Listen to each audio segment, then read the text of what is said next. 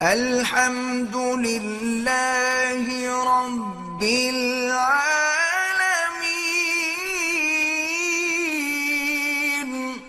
قرآن سے بڑا معجزہ کوئی نہیں۔ اس سے بڑی بات کیا ہوتی ہے کہ جو قرآن کو چھوڑے گا وہ گمراہ ہو جائے، اللہ اس کی زندگی بھی تنگ کر دیں گے اور آخرت میں بھی اللہ اس کو اندھا اٹھائے۔ من اعرض عن ذکری، جو قرآن سے منہ موڑ لے، فإن له معیشۃ ضنکا ونحشرہ یوم القیامۃ اعمی، اور وہ کہے گا مولا مجھے اندھا کر دیا۔ فرمایا ہاں تم نے میرے قرآن کو بلایا، میری رحمت نے آج تمہیں بلا دیا۔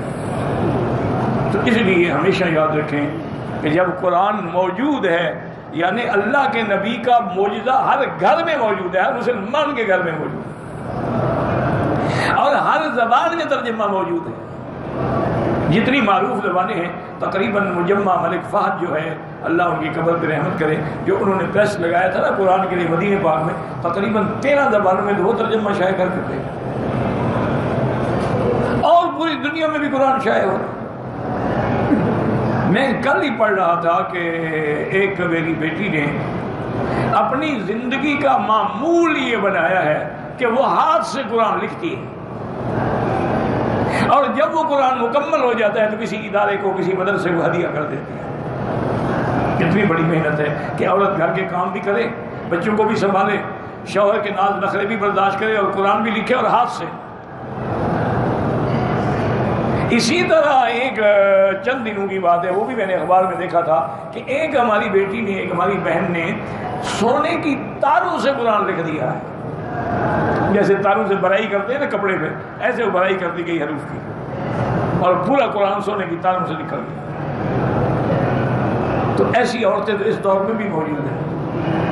حضور کا زمانہ تو حضور کا زمانہ ہے نا، صحابہ کا زمانہ صحابہ کا ہے، تابعین کا، خیر القرون کا، لیکن اب بھی الحمدللہ اس دور فتن میں بھی ایسی عورتیں موجود ہیں،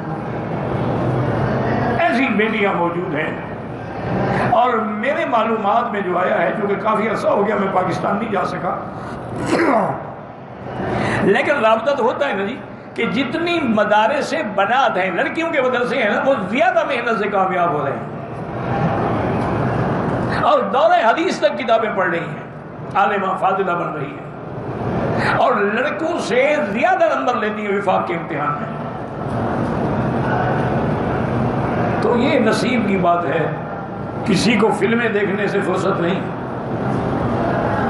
کسی کو لیپ ٹاپ پہ بیٹھ کے چیٹنگ کرنے سے فرصت نہیں، کسی کو ہلا گلا کرنے سے فرصت نہیں، اور ایسی بھی بیٹیاں ہیں جن کو قرآن و حدیث پڑھنے سے فرصت نہیں۔ جتنا ٹائم ملتا ہے یا قرآن میں ہے یا حدیث میں ہے۔